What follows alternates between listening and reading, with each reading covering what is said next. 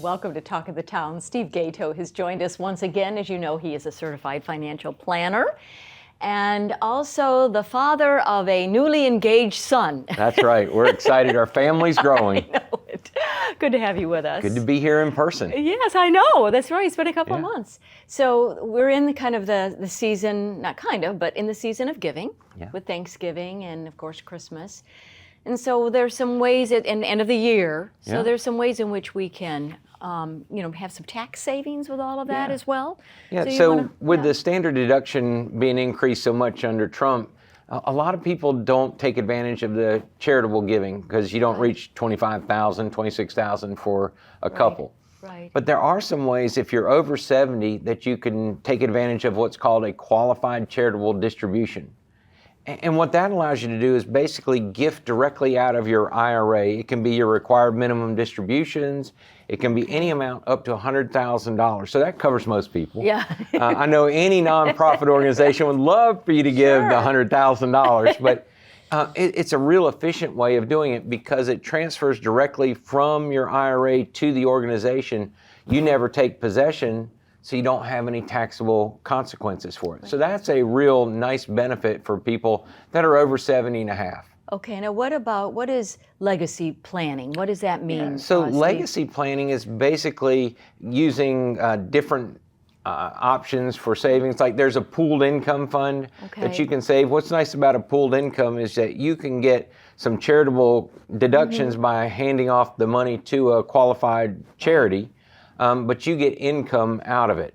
Okay. And that can be for you, it can be for your children, it can be for any number of options. But when you pass away, that gift winds up funding a charity that you like. So that's one way you can do it. And then a donor-advised fund. Yeah, donor-advised funds. Let's say you don't know where you want to give the money, or you're trying to make a significant gift, a lead gift or something like that to your church or the Y or something along those lines. You can give the money, take the deduction right now, and decide later on how to disperse it.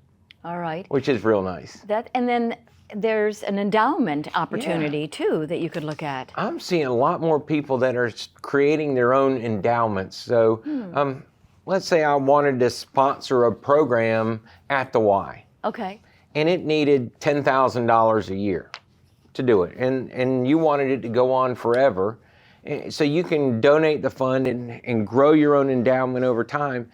And when it reaches enough that the distributions out of it can pay the $10,000, for example, it's fully endowed. And you're able to have a legacy, which is a word I love. I love that too. To something that you believe in. And, it's nice because you get the charitable deductions right now.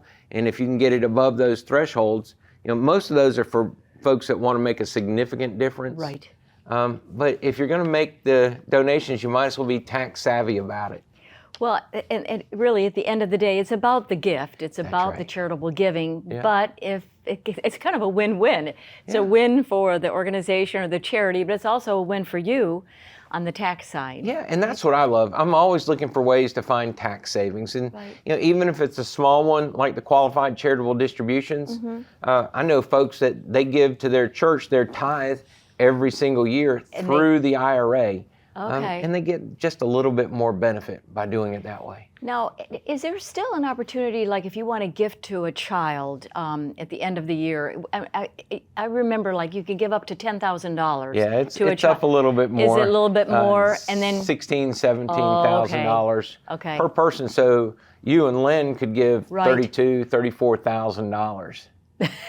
Or not. Well, the kids love it. I know. But I'm teasing. As we get to the end of the year, a lot of people like to give to their kids, and it's a great way. And if you're not going to run out of money, you might as well give it now. Now, instead of wait till you die. Yeah. I've never understood that. I love to help our kids out anytime I can. Particularly when they're young and they've got families and, they want to buy a house or that sort of thing. And hopefully when something happens to me, they'll reciprocate. Return the favor. All right.